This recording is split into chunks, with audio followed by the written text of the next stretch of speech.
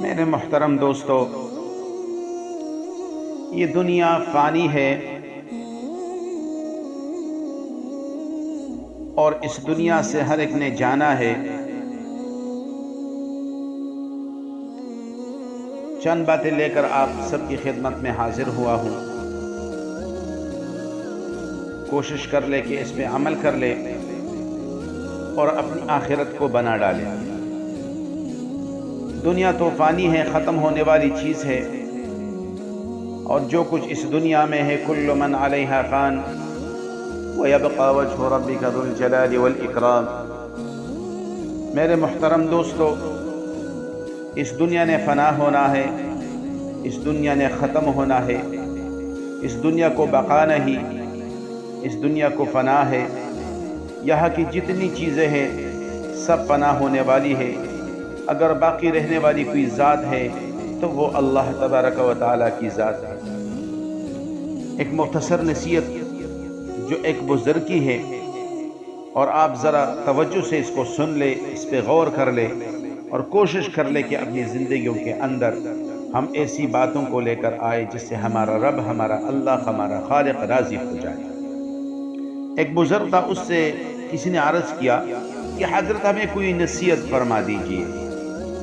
اور نصیحت کس کو کہتے ہیں آپ سب کو پتہ ہے، جس طرح ایک حدیث میں آتا ہے نا، الدین النصیحہ، دین سراسر خیرخواہی ہے، دین سراسر خیرخواہی ہے۔ جب تم دین کی طرف آؤ گے، جب تم اللہ کی طرف آؤ گے، تمہیں خیر ملے گا، تمہیں بلائی ملے گی، تمہیں کامیابی ملے گی، تمہیں سکون ملے گا، تمہیں راحت ملے گی، تمہیں خوشی ملے گی۔ اور جب تو دین سے ہٹ کر زندگی گزارے گا تو تو غموں میں مبتلا ہو جائے گا، تو تکالیف میں مبتلا ہو جائے گا، تو پریشانیوں میں گر جائے گا، مختلف قسم کی بیماریاں تم کو گھیر لے گی۔ لیکن جب تو اللہ کے در پہ آئے گا، جب تو خالق کے در پہ آئے گا، تو یہاں سے تمہاری خوشی کا دور شروع ہوگا، تمہارے اطمینان کا دور شروع ہوگا، تمہارے سکون کا دور شروع ہوگا۔ وہ اللہ، وہ اللہ، وہ اللہ، اللہ ہمارا خالق، اللہ ہمارا رازق۔ تو اس بزرگ نے کیا نصیحت کی، اب ذرا توجہ سے، ذرا پیار سے، محبت سے اس کو سن لے۔ اس بزرگ نے نصیحت کی، دو جملوں میں اس نے پورا نقشہ کھینچا اور فرمایا کہ میں 2 جملوں میں آپ کو دین پیش کر دیتا ہوں۔ اور وہ 2 جملے کیا ہے، اب ذرا توجہ سے سن لے کہ دنیا کے لیے اتنی محنت کرو جتنا تم نے یہاں پہ رہنا ہے۔ دنیا کے لیے اتنی محنت کرو جتنا تم نے اس دنیا میں رہنا ہے۔ تو بھئی ہم تو ہمیشہ کے لیے اس دنیا میں نہیں آئے، ہمیں تو اس دنیا سے جانا ہے۔ تو ہمیشہ جو رہنے والی ذات ہے وہ اللہ کی ہے، وہ اللہ کی ہے، وہ اللہ کی ہے، وہ اللہ کی ذات ہے۔ تو بڑی زبردست بات کی، تم نے اس دنیا میں اگر رہنا ہے تو اس کے لیے اتنی محنت کرو اس دنیا کے لیے جتنا تم نے اس دنیا میں رہنا ہے۔ اور دوسری بات جو بتا دی اس نے کہ آخرت کے لیے اتنی محنت کرو جتنا تم نے وہاں پہ رہنا ہے۔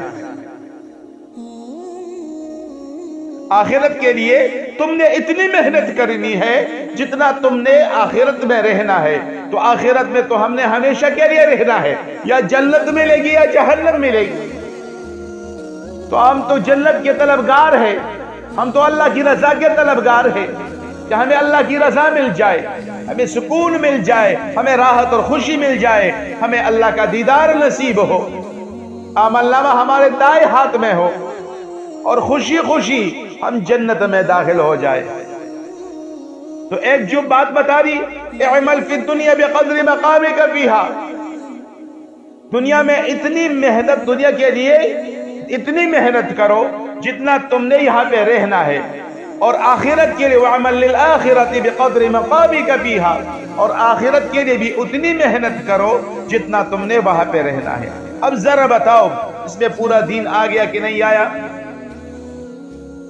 اب اگر دونوں زندگی کا کوئی بیلنس نہ نکالے اور بندہ ہر وقت کماتا رہے اور دنیا کے پیچھے بھاگتا رہے، آخرت کے لیے کچھ بھی نہ کرے، تو یہ تو برباد ہو گیا۔ اس طرح کفار کیا گئے، یقول الکافر یا لیتنی کنت ترابا، ہم مٹی ہو جائے، ہم ختم ہو جائے۔ تو میرے محترم دوستو، یہ بڑی زبردست نصیحت ہے کہ ہم اس پہ عمل کر لیں، اپنی زندگیوں کے اندر لے کر آئے، اور جب تک ہم اس کو اپنی زندگی کے اندر لے کر نہیں آئیں گے نا، تو کامیابی مشکل سے ملے گی، کامیابی ممکن ہی نہیں۔